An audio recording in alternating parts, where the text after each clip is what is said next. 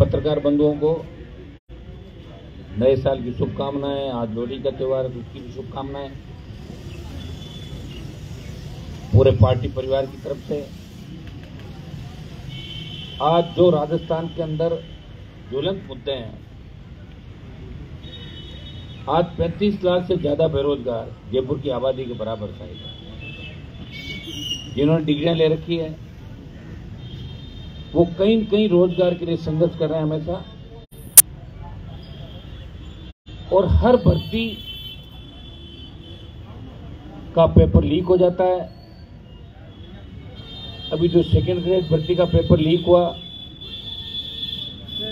जिस दिन paper leak हुआ, और मैं धन्यवाद दूंगा लोकतंत्र के चौथे स्तंभ मीडिया को कि आप त्वरित कार्रवाई भी करते हो, प्रयास भी करते हो, लेकिन जब लास्ट में आके आंकड़ों पे जब सरकार हाथ नहीं डाल पाती, मंत्री और बड़े ब्यूरोक्रेट बच जाते हैं, तब हर आदमी यही कहता है कि आखिर इनका सरगना कौन है, आखिर इनके पीछे कौन है। और हमने हर मामले के अंदर, चाहे रीट भर्ती हो, वो भी लोकसभा के अंदर मामला उठा था, एक भर्ती रद्द करी थी। और ये पेपर लीक की परंपरा कोई नई नहीं है। वसुंधरा सरकार के समय में भी आपके करीब करीब 2013 की एलडीसी भर्ती, जेल पर 2015 कांस्टेबल भर्ती 18, लाइब्रेरियन 18, जयन सिविल 18, रीट, फिर आपकी आ गई इधर गहलोत के समय 21 रीट, बिजली विभाग के टेक्निकल हेल्पर, कांस्टेबल 22, वन रक्षक, वरिष्ठ अध्यापक, आपके एसआई का एग्जाम, जयन का। तो इस तरह लग रहा है कि पेपर लीक कराने में भी वसुंधरा गहलोत का गठबंधन नजर आ रहा है। इस मामले के अंदर बराबर पेपर लीक हो रहे हैं, बराबर भर्तियां रद्द हो रही है, और नेताओं के अधिकारियों के बराबर नाम आ रहे हैं।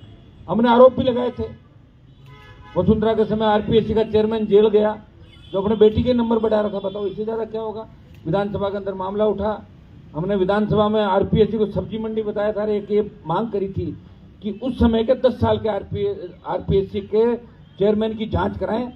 तो ज्यादातर के रिश्तेदार जो 10, 12 और ग्रेजुएशन में सेकंड डिवीजन थे, वो टॉप कर रहे थे। कोई आरएस टॉपर था, कोई आरपीएस का, कोई आरजेएस के अंदर भी आरपीएससी का जो रोल रहता है। तो जांच कौन कराएगा? जांच स्टेट गवर्नमेंट कराती है या हाईकोर्ट, सुप्रीम कोर्ट कराता है? स्टेट की कोई भी एजेंसी स्टेट के किसी मंत्री को और बड़े अधिकारी को सलाखों के पीछे नहीं डालती। इसलिए हमने बार बार मांग करी, इस सेकंड ग्रेड के पेपर के अंदर भी हमने मांग करी कि इसकी सीबीआई जांच हो, और सीबीआई जांच के अंदर दूध का दूध और पानी का पानी हो जाएगा। सरकार सीबीआई जांच से मुकर रही है, सीबीआई जांच नहीं करा रही है। वसुंधरा के समय भी यही हुआ, हम लोग सीबीआई जांच की मांग करते थे, सीबीआई जांच नहीं करवाई किसी भर्तियों की। और जहां जहां सीबीआई जांच हुई, आप देखिए, जहां जहां प्रदेश के मामलों की, चाहे अपराधियों की, चाहे दूसरे मामलों की। मुझे याद है कि अशोक गहलोत के समय जब भंवरी कांड हुआ था और उसकी सीबीआई जांच हुई, तुरंत दे दी अशोक गहलोत ने सीबीआई जांच, बिना मांगे सीबीआई जांच। तो स्टेट की एजेंसी भी जांच करती थी, इसका मतलब उनका फेलियर था स्टेट का सिस्टम। जो जांचें सीबीआई को देनी है, उसमें राजस्थान का आम आवाम सड़क पे है और राजस्थान का नौजवान सड़क पे है। हम बार बार डिमांड कर रहे हैं, मीडिया बोल रहा है, प्रिंट मीडिया बोल रहा है, इलेक्ट्रॉनिक मीडिया बोल रहा है, सोशल मीडिया से आवाज आती है, लोग ट्रेंड चलाते हैं ट्विटर पर कि सीबीआई जांच करो, राजस्थान को बचाओ, राजस्थान को बचाओ। आज तीनों आपने देख लिया, आरपीएससी को देख लिया। आरपीएससी के अंदर सबसे बड़ा महत्वपूर्ण जो पेपर सेट और जो गोपनीय शाखा होती है, वो होती है चेयरमैन के पास। चेयरमैन ही आरपीएससी का सर्वे सर्वा होता है। चेयरमैन के पास अथाक शक्ति है, आरपीएससी के चेयरमैन के पास। और जब जब ये प्रमोटेड चेयरमैन बने, चाहे आपके वो आरपीएस से पहले गौरान थे, वो भी आरपीएस से थे, अभी संजय सोत्री हो गए, चाहे आरएस से और लोग बने, तो जब जब आरएस आरपीएस वहां पहुंचे चेयरमैन के पद पे, पट्टा बिठा दिया। और ये पॉलिटिकल नियुक्तियां तो जातिवार आरपीएससी के अंदर करते हैं, ये भी मैं इसकी गलत है। ये यहाँ सिर्फ उन्हीं लोगों की नियुक्ति होनी चाहिए जो उस मुद्दे की बात करें। अभी एक कोई वीडियो वायरल हो रहा था जिसमें कोई सब इंस्पेक्टर का वो जो एक इंटरव्यू ले रहे थे किसी संस्थान में, उसको पूछा कि भारत का राष्ट्रपति कौन है, प्रधानमंत्री कौन है ये तो मेरे को ध्यान नहीं, और उसने टॉप कर रखा बता रहे हैं, और उसका इंटरव्यू बाकी था। इस तरह का एक वीडियो सोशल मीडिया पे चल रहा था। तो आप देखिए इससे बड़ा दुर्भाग्य नहीं होगा कि हम दिल्ली के अंदर हैं, लोग कहते हैं कि साहब वहाँ डिग्री मिल जाएगी क्या, बच्चा फेल हो रहा है, कोई जयपुर से डिग्री दिलवा दो, कोई बोर्ड की डिग्री वो दिलवा दो, आप ग्रेजुएशन करा दो। कितने प्राइवेट विश्वविद्यालय खोल दिया आपने, उत्तर प्रदेश से ज्यादा प्राइवेट यूनिवर्सिटी राजस्थान में खोल दी। कोई नियामक आयोग नहीं, चाहे जैसे एग्जाम कराते हैं, चाहे जैसे मार्कशीट देते हैं, चाहे जैसे नंबर देते हैं, चाहे जिसको पास कर देते हैं, चाहे जिसको फेल कर देते हैं। आखिर इस राजस्थान को कौन बचाएगा? राजस्थान को बचाने के लिए हम सबका कर्तव्य है। मैं धन्यवाद दूंगा मीडिया के मेरे भाइयों का कि जब एसीबी के डीजी ने एक फरमान जारी किया कि जो भ्रष्टाचारी है उनका नाम उजागर नहीं होगा। आपने प्रयास किया, हम सब ने प्रयास किया, और 3 दिन बाद सीएम ने वो आदेश वापस ले लिया। कितना बड़ा दुर्भाग्य कि भ्रष्टाचार के अंदर पकड़े जाने के बाद भी नाम उजागर नहीं हो, तो फिर क्या उसको इनाम दोगे जो भ्रष्टाचार के अंदर पकड़ा जा रहा है? और जब भ्रष्टाचार के अंदर कोई पकड़ा जाता है तो उसके पहले उसकी पूरी हमें वो करनी पड़ती है कि आपकी वॉइस रिकॉर्डिंग मिलान होता है, एसीबी वाले नोट देते हैं, उन नोट पे कलर होता है, तो सारा सिस्टम होने के बाद भी भ्रष्टाचार के अंदर पकड़ा जाता है। दूसरा, आप आय से अधिक संपत्ति पकड़ते हो तो पहले उसकी सारी संपत्तियां निकलवाते हो, बेनामी किन किन के नाम से, रिश्तेदारों की कौन है, उसके बाद एसीबी छापा मारती। लेकिन दुर्भाग्य देखिए, फरमान जारी कर दिया और सीएम ने वापस ले लिया। सरकार बैठे मंत्री कहते हमें तो जानकारी नहीं है और सरकार की तरफ से बोल देते। तो ये राजस्थान के अंदर खेल चल रहा है वसुंधरा गहलोत के गठबंधन का। आप देखिए, पेपर लीक, अब हर भर्ती उसके अंदर है कि हर भर्ती होती है, एग्जाम होता है तो बच्चे पहले ही कहते हैं इसका पेपर आउट होने वाला है, एग्जाम देने जाएंगे उससे पहले कहते हैं तो पेपर आउट होगा।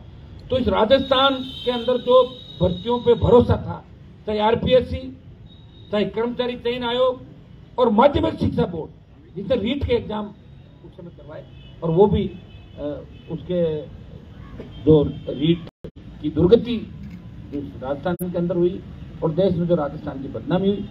और आज भारतीय जनता पार्टी के हमारे आरएलपी के तीनों विधायक बैठे, जब रीट एग्जाम की सीबीआई जांच की मांग को लेकर बीजेपी आरएलपी ने सामूहिक मीटिंग की विधानसभा के अंदर, और ये कहा कि जब तक सीबीआई जांच नहीं होगी सदन नहीं चलने देंगे। और आप लोगों को छोड़ के और बीजेपी वालों ने अध्यक्ष से चैम्बर में जाकर अलग बात करी और सदन चला दिया। अब हमारी संख्या 3 है, ये अगर संख्या 30-40 होती तो हम रोक देता उसको। 3 व्यक्ति प्रयास कर रहे हैं, चाहे परिवहन घोटाला हो, किसी मंत्री का नाम आए, चाहे मुख्यमंत्री का करीबी महेश जोशी जिसका बेटा जिस तरह की धर्म बदल के और रेप की घटना करता है, चाहे नामा का महेंद्र जिसका परिवार हत्या के अंदर है, राजेंद्र विदुड़ी, आपका जोरीलाल मीणा के बेटे को पकड़ा। ये राष्ट्रीय लोकतांत्रिक पार्टी के संघर्ष का ही परिणाम है। मुख्यमंत्री के करीबी लोगों को छूट दे रखी राजस्थान में। उसका कारण है कि जब सरकार गिर रही थी तो बहुत से लोगों ने सरकार बचाई, सब मंत्री नहीं बन पाए। तो कई लोगों ने कहा कि हम तो दोनों तरफ से गए, उधर भी गए इधर से भी गए, तो बोले ठीक है आप ऐसा करो, लूट खसोट करो, ये परमिशन उन लोगों को दे दी। तभी तो राजस्थान के अंदर लूट मची। अभी इस मामले के अंदर जो आरोपी आपका भागा है ढाका, वो तो सीएम के नजदीक अमित ढाका जो था, यहाँ गृह मंत्रालय देखता था, उसके पास ही बैठ रहता था, उसका भाई बना हुआ था। मैंने आरोप भी लगाए थे मुख्यमंत्री के ओएसडी, जिन पर पहले भी आरोप लगे। ये जितनी भी कोचिंग संस्थाएं टूट रही है, बुलडोजर चल रहे हैं, इनके अंदर मुख्यमंत्री के ओएसडी की 2-3 जगह पार्टनरशिप है परिवार की, ये भी आरोप हम लोगों ने लगाए। आप ये बताए कि सारी इंटेलिजेंस है जिनको डीजी बनाया, वो पूछकर के अंदर ये कह रहे थे कि अपराध की गैंग की कमर तोड़ दूंगा, और 24 घंटे के अंदर पूछकर में गोली मार दी। यहाँ आपके बेरोड के अंदर देखिए कि किस तरह पुलिस कस्टडी के अंदर गोली मार के चले गए। सीकर के अंदर जो घटना हुई, तमाम राजस्थान के अंदर त्रैमाम मच रखा है। कोई किसी का हालचाल जानने वाला नहीं। गहलोत को चिंता है सरकार बचाने की, पायलट सीएम बनना चाहते हैं, और Bharatiya Janata party time pass कर रही है कि लोगों को भाई विकल्प नहीं, कहां डालेंगे वोट, अपने आप हमें दे देंगे, बिना चेहरे के मोदी जी की लेट चलेगी, दे देंगे वोट। तो मैं यहाँ 2-3 मामलों को और जिक्र करूंगा।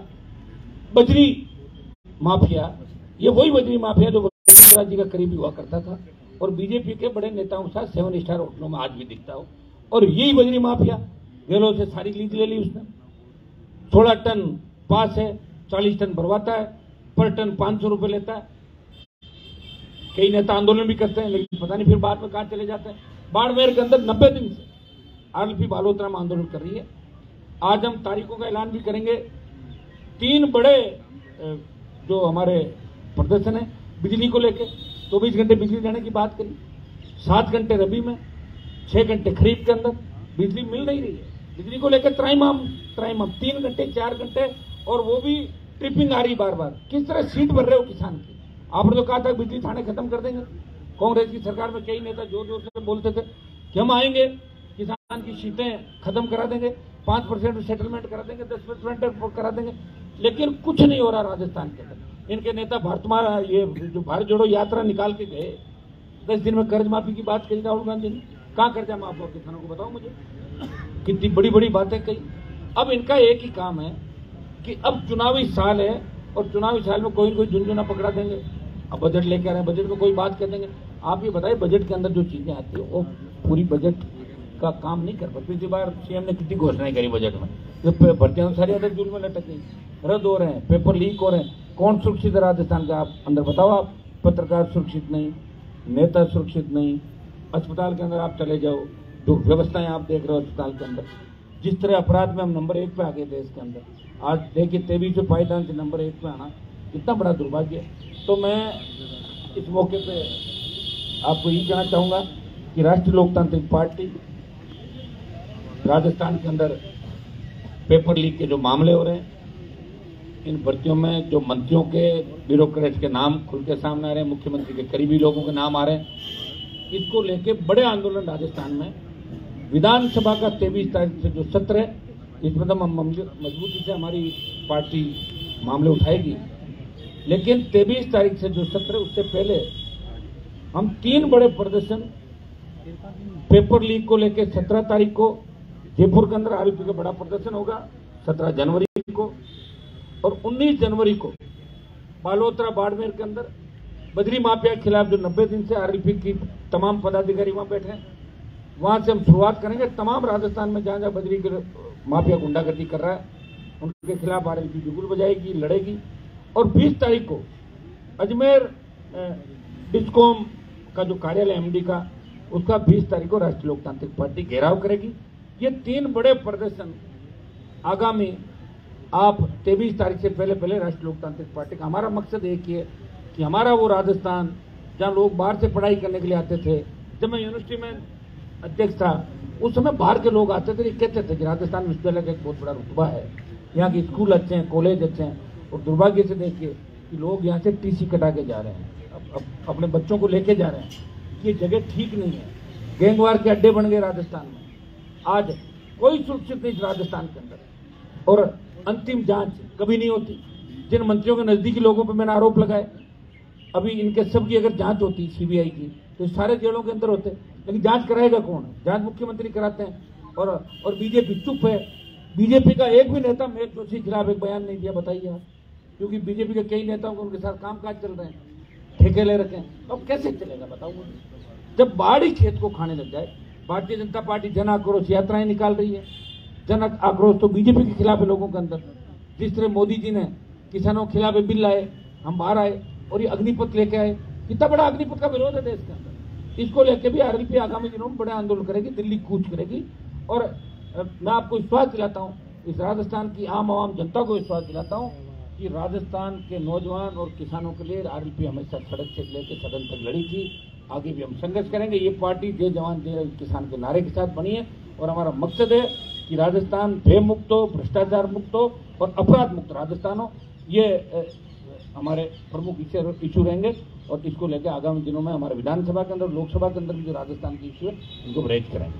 हनुमान जी, सीधी मेरा सवाल ये है आपसे कि आपकी पार्टी, ये आप प्रदेश संयोजक इसके जन्मदाता है, आप सरकारी बंगले पे कब्जा करते जा रहे हैं, अपनी पार्टी के पूरा कार्य सरकारी बंगले से कर रहे हैं, तो अब आरोप लगा रहे हैं सत्ता पे अब नेताओं। तो अशोक गहलोत कहाँ से कर रहा है? अरे वो सरकारी बंगले से गहलोत ही कर रहा होगा ना। इसका आपको पता है कि 50,000 रुपए का किराया हमारा कटता है विधायक का। कितना? 50,000 पर महीने। विधानसभा बजट सत्र शुरू होने वाला है, इससे पहले सचिन पायलट का जो है शक्ति प्रदर्शन किया जा रहा है 15 तारीख से 30 तारीख तक। अंतिम प्रयास है। हमने तो शक्ति प्रदर्शन देखा नहीं सचिन पायलट का, कहीं होता तो अभी तक हो जाता। 4 साल तो निकल गए, 4 साल 2 महीने निकल गए। अगर पायलट के अंदर जरा सा भी कुछ हो तो वो अलग पार्टी बनाए, लड़े राजस्थान के अंदर। और अगर वो लड़ते हैं अच्छी बात है, हमने तो उनको मुख्यमंत्री बनाने के समय उसमें समर्थन भी दिया था, सीएम बना।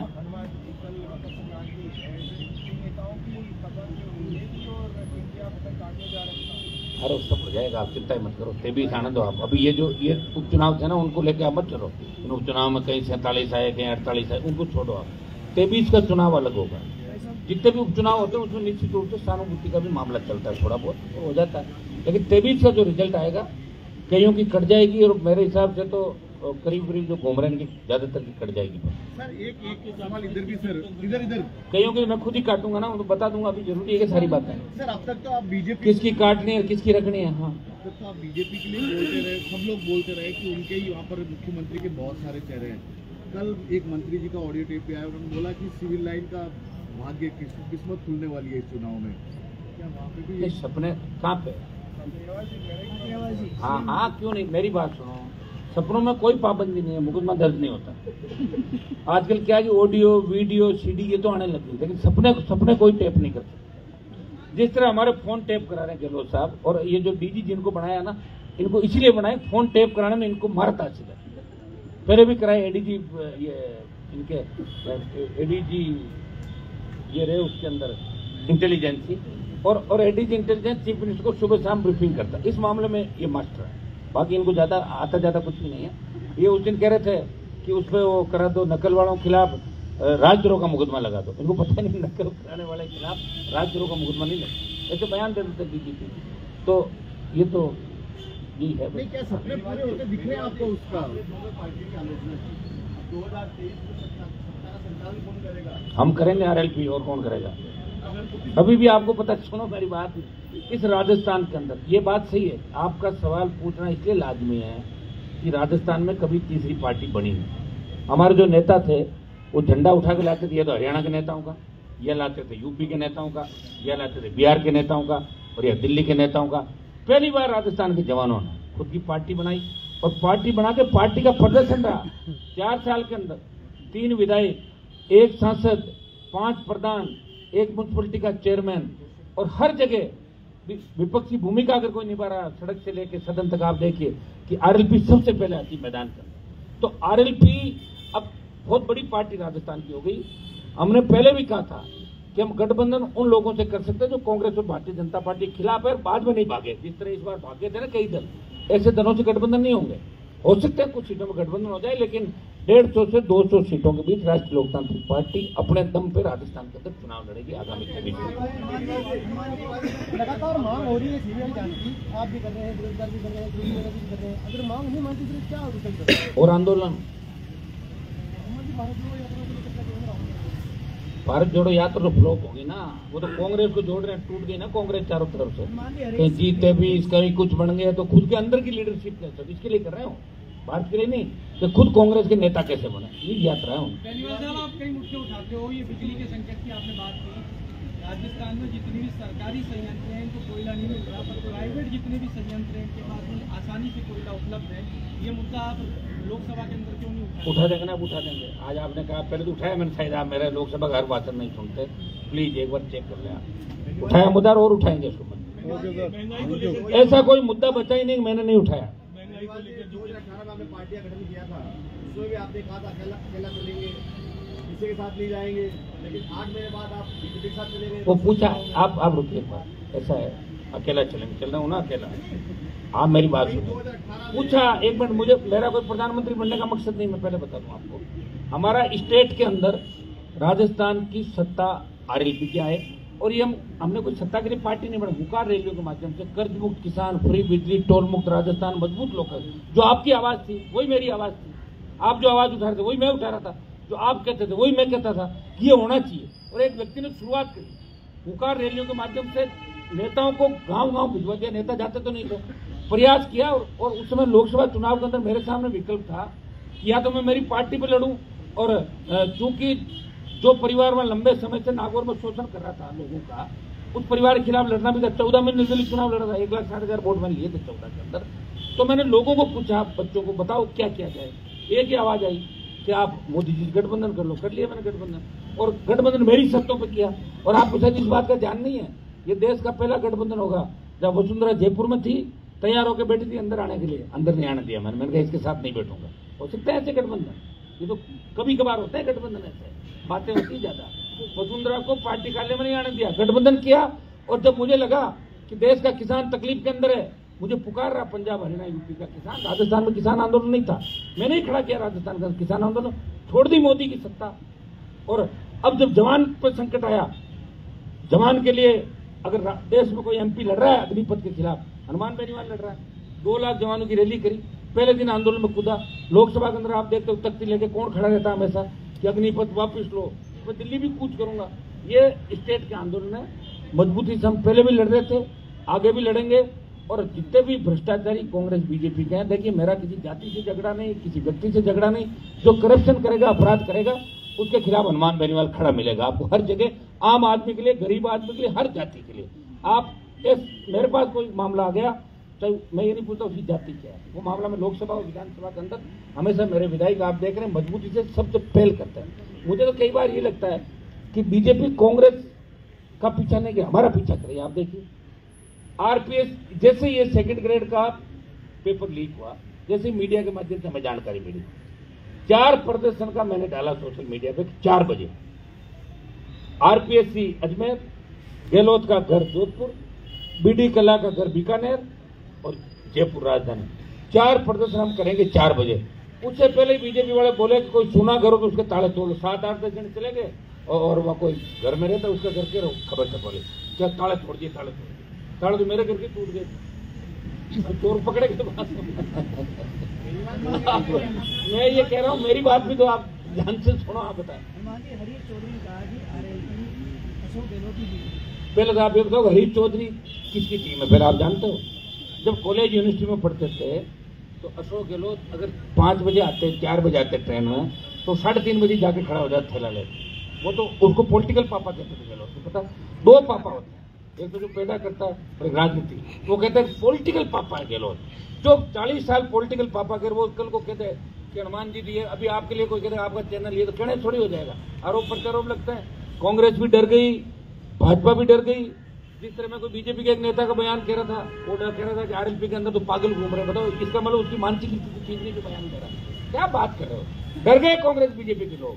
मेरे दरवाजे पे मैं नहीं जाता किसी के दरवाजे, आप देख लेना आगे भी चुनाव आएगा, चक्कर लगेंगे, लेकिन कोई फायदा नहीं। इस बार राष्ट्रीय लोकतांत्रिक पार्टी राजस्थान को बचाने के लिए मजबूती से लड़ेगी। उसका इलाज कर दिया मैंने, सुन लो मेरी बात। हाँ ना दावा क्या फिर आपको पता ही नहीं, फिर अभी कंटेम्प्ट उसका। हाँ बताओ। तो मैं ये कह रहा हूँ वो सब इन्फ्लुएंसर है जो कह रहे हैं ये बात। बीजेपी तो कह रही कांग्रेस की बी टीम, कांग्रेस कह रही बीजेपी। मैंने कहा दोनों पार्टियां सी टीम करेक्ट है, कांग्रेस और भारतीय जनता पार्टी। और आप पार्टी का नाम क्यों ले लो, क्या आप पार्टी का सामान क्या है राजस्थान के अंदर, क्या वजूद है आप पार्टी का, तो एमएलए क्या होंगे आप पार्टी का।